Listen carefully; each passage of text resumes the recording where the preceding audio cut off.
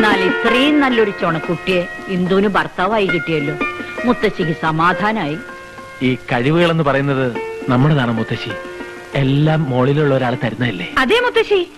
2-4 ദിനം കൊണ്ടൊരുത്തനെ തണ്ടിലേറ്റി നടത്തുന്നതും ഭവാൻ. വാഴുക മുകളിലേറിയ മന്നന്റെ തോളിൽ മാറാപ്പ് ഏറ്റുണ്ണഴും ഭവാൻ.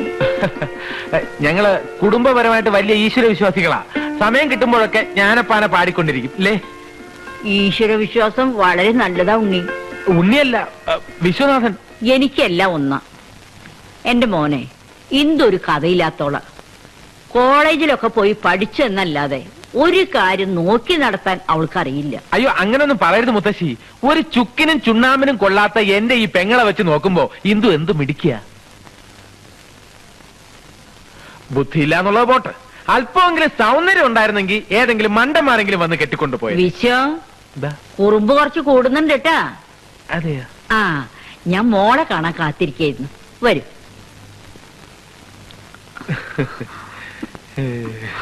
അതെ, ഓവർ ആക്ടിങ് വേണ്ട. ഒരു ഇളിച്ച ചിരിയും തമാശ പറച്ചിലും കുറച്ച് കൂടുന്നുണ്ട്. ഈ കഥാപാത്രം ഭംഗിയാക്കണമെങ്കിൽ അല്പം ഓവർ ആക്ടിങ് വേണം. ആക്ടിങ്ങിനെ കുറിച്ച് നീ എന്നെ പഠിപ്പിക്കണ്ട, എനിക്കറിയാം.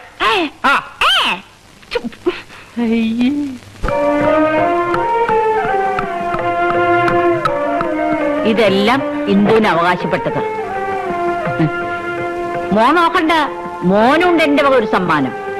മുതുമുത്തശ്ശന്മാരെ കാലം മുതലൊക്കെ ഈ തറവാടിന്റെ ഐശ്വര്യ ഈ പുലിനാഗം കെട്ടിച്ച മാല. ഇത് ഇന്ന് മുതൽ വിശ്വന്റെ കഴുത്തി കിടക്കട്ടെ. ധാരാളം സ്വർണ്ണമാലകള് എനിക്ക് സ്വന്തമായിട്ട് വേറെ ഉണ്ടെങ്കിലും ഇതിന് ഞാനൊരു സെന്റിമെന്റൽ വിലയാ കൽപ്പിക്കുന്നു മുത്തശ്ശി. ഇപ്പോ എന്നെ കണ്ടാൽ കൊച്ചി രാജകുടുംബത്തിലെ കൊച്ചു എമ്പുരാനെ പോലെയുണ്ട് അല്ലേ മുത്തശ്ശി? അയ്യോ മുത്തശ്ശി, എന്തായി കാണിച്ചേ? ചേട്ടന്റെ കഴുത്തിലാണോ ഇത്ര വില കൂടിയ മാലയൊക്കെ ഇട്ടു കൊടുക്കുന്നത്? ഈ തറവാടിന്റെ ഐശ്വര്യം നഷ്ടപ്പെട്ടത് തന്നെ. അതെന്താ മോളെ നീ അങ്ങനെ പറഞ്ഞേ? ഞങ്ങളുടെ തറവാട്ടുകാർക്ക് പാരമ്പര്യമായിട്ട് ഒരു കുഴപ്പമുണ്ട്. തറവാട്ടിലെ ആണുങ്ങളെല്ലാം വലിയ ദാനശീലരാ. ഒന്നും വേണ്ട മുത്തശ്ശി, കല്യാണം കഴിഞ്ഞിട്ട് ചേട്ടന്റെ വിരലിൽ ഒരു വിവാഹ മോതിരമെങ്കിലും ഉണ്ടോന്നൊന്ന് നോക്കിയേ. എത്ര മോതിരം കിടന്ന കയ്യാ ഇത്. ആരെങ്കിലും വന്ന് വല്ല ബുദ്ധിമുട്ടോ സങ്കടമോ പറഞ്ഞ ഉടനെ അങ്ങ് ഊരി കൊടുക്കും. ശിവ, എന്താ വിശ്വ കേക്കണത്? ഞങ്ങളുടെ കുടുംബസ്വത്ത ഈ മാല. അത് അന്യാധീനപ്പെടുത്താൻ ഞാൻ സമ്മതിക്കില്ല. അതങ്ങ് ഊരി കൊടുക്ക് ചേട്ടാ. മുത്തശ്ശി പേടിക്കണ്ട, ഇതാർക്കും കൊടുക്കില്ല. ഇപ്പൊ തന്നെ കൊണ്ടുപോയി പെട്ടിയിൽ ഭദ്രമായി പൂട്ടി വെച്ചിട്ട് വരാം. അതൊക്കെ ചേട്ടൻ ഇപ്പൊ പറയും. പെട്ടിക്കകത്തുനിന്ന് ഓരോന്നെടുത്ത് എത്ര ആൾക്കാർക്ക് കൊടുത്തിട്ടുണ്ടെന്നോ?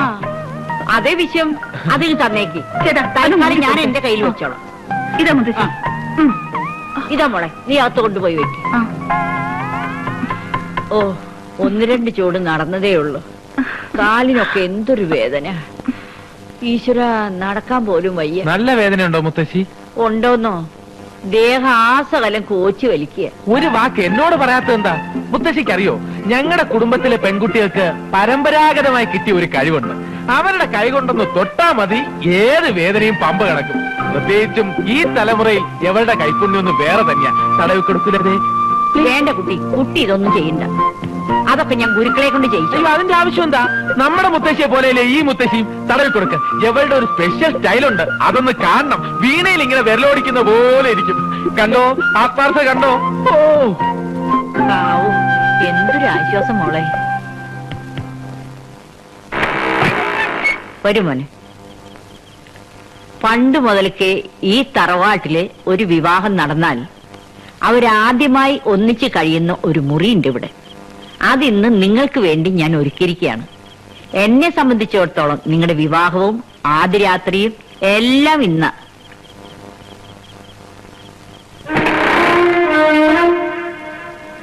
വരൂ.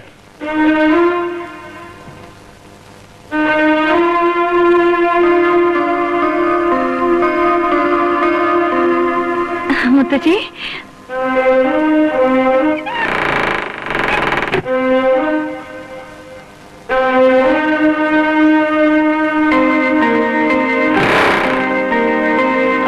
മുത്തശ്ശി, ഞാനെന്നാ വേണ്ട. കുട്ടി ഇന്ന് എന്നോടൊപ്പം കിടന്നാ മതി. നേരത്തെ കുട്ടി എന്റെ കാല് ഒഴിഞ്ഞു തന്നപ്പോ എന്തൊരു ആശ്വാസമായിരുന്നു. ഇന്ന് രാത്രി കുട്ടി എന്റെ ദേഹം ആസകലൊന്ന് ഒഴിഞ്ഞു തരണം.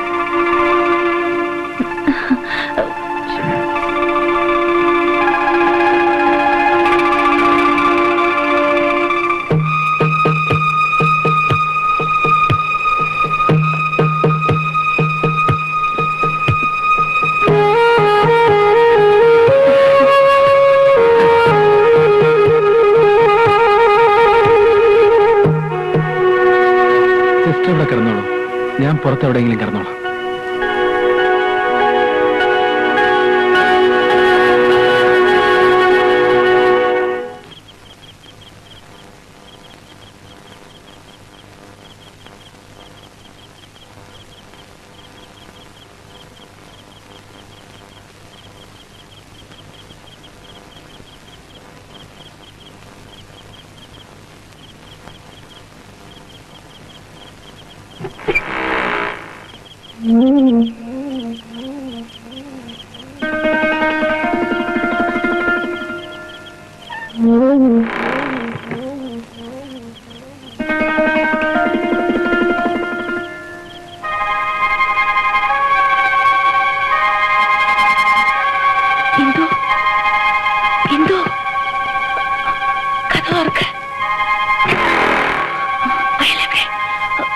പുറത്തിറക്കി വിട്. അയാള് പോയി.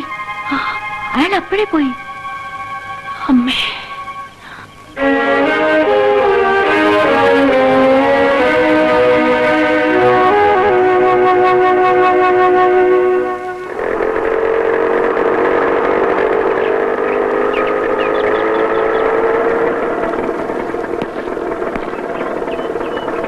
ഹലോ.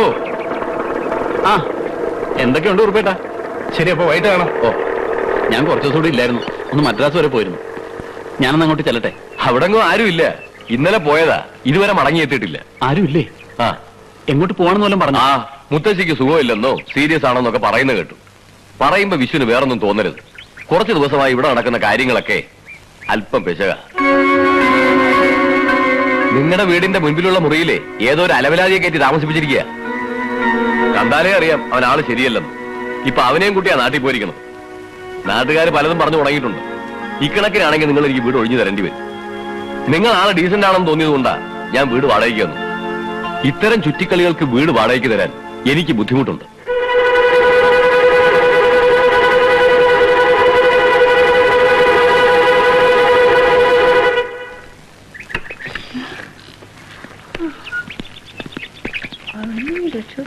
ഞാൻ പേടിച്ചിരുന്നു കേട്ടോ. വിശ്വേട്ടനോ? ഇതെപ്പോ വന്നു? വിശ്വം, ഇത് ഉണ്ണികൃഷ്ണനാണ്. നമ്മൾ തമ്മില് നിങ്ങൾ അകത്ത് പോ. എനിക്ക് ഇയാളോട് അല്പം പേഴ്സണൽ ആയിട്ട് സംസാരിക്കാനുണ്ട്. ചെല്ലേ. നല്ല ആളാ. ഇതെവിടെയായിരുന്നു ടൂറ്? ഭർത്താവ് എന്നൊക്കെ പറഞ്ഞാൽ കുറച്ചുകൂടെ ഉത്തരവാദിത്തങ്ങളൊക്കെ വേണം. ഞാനിവിടെ ഇല്ലാതെ കാണായിരുന്നു. ഒരു ആൾമാറാട്ടം നടത്തിയാണെങ്കിലും നിങ്ങൾ ഇവിടെ ഇല്ലാത്തതിന്റെ കുറവ് ആരും അറിയാത്ത രീതിയിൽ ഞാൻ മാനേജ് ചെയ്തിട്ടുണ്ട്. ആച്ചാ,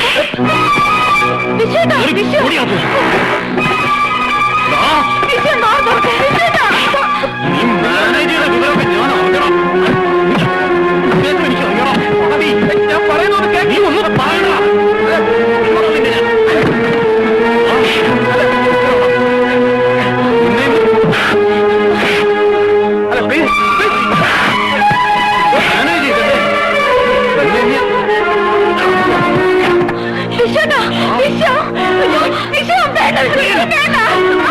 ഇനി പഠിക്കാതെ അങ്ങ് കാലുകുത്തി കൊല്ലുവാ ഞാൻ.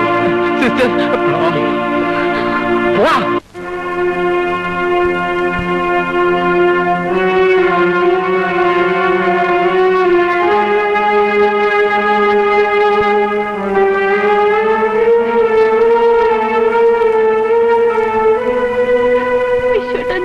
മതി, കൂടുതലൊന്നും പറയണമെന്നില്ല. ഞാൻ ഇവിടെ ഇല്ലായിരുന്നപ്പോ എവിടെന്നോ വലിഞ്ഞു പറയുന്ന ഒരുത്തനെ വീട്ടിൽ കയറ്റി താമസിപ്പിക്കുക, ഭർത്താവാണെന്ന് പറഞ്ഞ് അവനെയും കെട്ടിയിരുന്ന വിളിച്ച് മുത്തശ്ശിയെ കാണാൻ പോവുക. ഞാനെന്നല്ല വേറെ ആര് കേട്ടാൽ ഇതൊന്നും സമ്മതിച്ചു തരാൻ പോണില്ല. എന്താ ഇത്? വെള്ളരിക്കാൻ പറ്റണം. നടന്നതൊക്കെ ഞാൻ വിശ്വനോട് പറഞ്ഞല്ലോ. ശരിയാ, തെറ്റ് തന്നെയാ. പക്ഷെ സത്യം തുറന്നു പറഞ്ഞ് വിശ്വൻ എന്നെ മനസ്സിലാക്കുന്നു കരുതി. എന്തോ ഞാൻ വിശ്വ, മറ്റുള്ളവർ പറയുന്നത് കേട്ട് ഞങ്ങളെ തെറ്റിദ്ധരിക്കരുത്. അറിഞ്ഞുകൊണ്ട് ഒരു തെറ്റും ഞങ്ങൾ ചെയ്തിട്ടില്ല. ക്ഷമ ചോദിക്കാൻ പോലും അർഹതയില്ലെന്നറിയാം. എന്നാലും അതല്ല,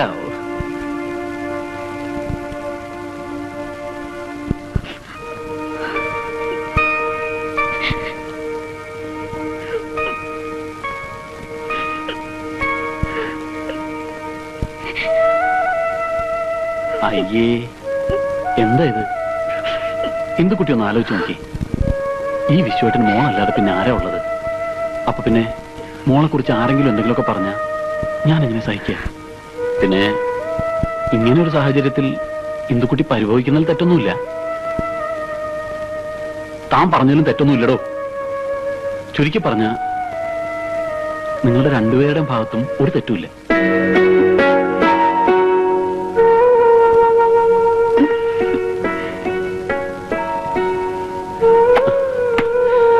അതെ, ഒരു സന്തോഷ വാർത്തയായിട്ട് ഞാനിപ്പോ ലാൻഡ് ചെയ്തിരിക്കുന്നത്. മദ്രാസിൽ നിന്ന് ഫൈനാൻസ് എല്ലാം ശരിയായി. അടുത്ത് തന്നെ കസ്റ്റമേഴ്സിന്റെയും മറ്റുള്ളവരുടെയും എമൗണ്ട് നമ്മൾ സെറ്റിൽ ചെയ്യുന്നു, സ്റ്റേ വെക്കേറ്റ് ചെയ്ത് വാങ്ങുന്നു, ഇന്ദുമതി കൺസ്ട്രക്ഷൻസ് കംപ്ലീറ്റ് ചെയ്യുന്നു. എന്നിട്ട് അതിന്റെ ഏറ്റവും മുകളിലത്തെ നിലയില് mister Viswanathan, Mrs Indu Viswanathan, baby Anju Viswanathan, baby Sanju Viswanathan, baby Manju Viswanathan. അയ്യോ, അപ്പൊ പെൺകുട്ടികൾ മാത്രം മതിയോ? പോരാ, master Vinay Viswanathan, master Vineeth Viswanathan, master Vinu Viswanathan. അയ്യോ,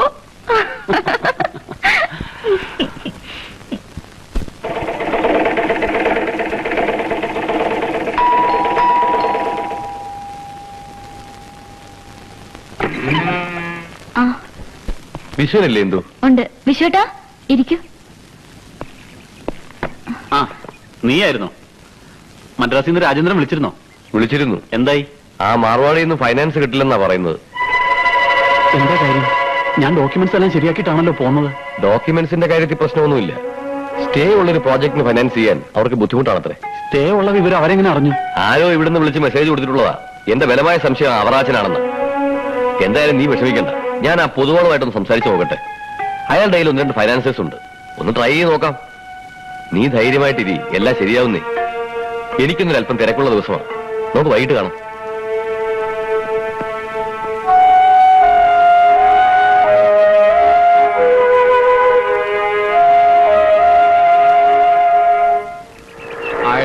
തിരിഞ്ഞോളൂ.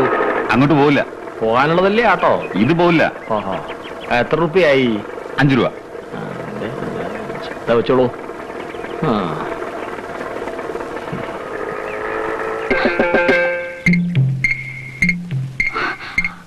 അയ്യോ, അയ്യോ, ആരാ? അവറാച്ചനോ കസ്റ്റമേഴ്സോ? ഗുരുക്കളമ്മാവൻ. ഞാനിതുവരെ പുള്ളിക്കാരൻ നേരിട്ട് കണ്ടിട്ടില്ല. അയ്യോ, കാണാനോ? നല്ല കാര്യായി. ഉണ്ണികൃഷ്ണനിലെ വിശ്വാടൻ എന്നും പറഞ്ഞ്. എന്തുമോളെ? വിശ്വാസമില്ലേ മോളെ? ടൂറില്ല അമ്മാവ. 2 ദിവസം കഴിഞ്ഞേ വരൂ. ഇരിക്കമ്മാവ. ഇരിക്കാനൊന്നും സമയമില്ല.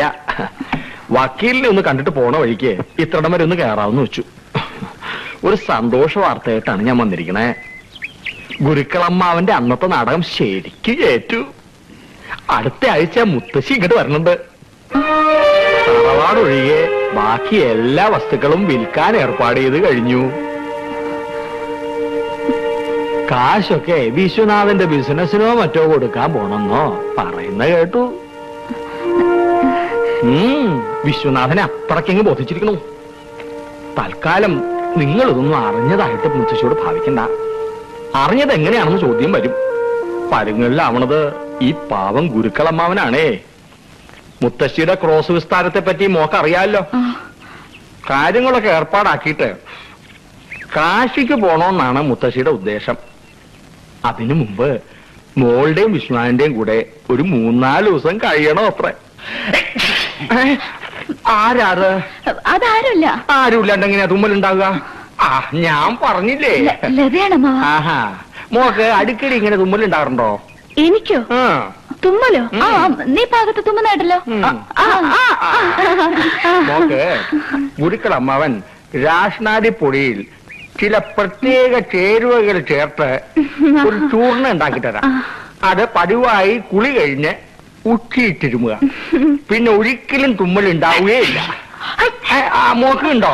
അമ്മോളും ഉപയോഗിച്ചോളൂ. എന്നാ പിന്നെ ഞാൻ ഇറങ്ങട്ടെ. ചെന്നിട്ട് ഒരുപാട് കാര്യങ്ങൾ ചെയ്തു തീർക്കാനുണ്ട്. വിഷ്ണുനാഥൻ വരുമ്പോ പ്രത്യേകിച്ച് അന്വേഷിച്ചിട്ട് പറയണം. അമ്മാവനെ ഇന്ന് തന്നെ പോണോ? ഒരു 2 ദിവസം നിന്നിട്ട് പോയാ പോരെ?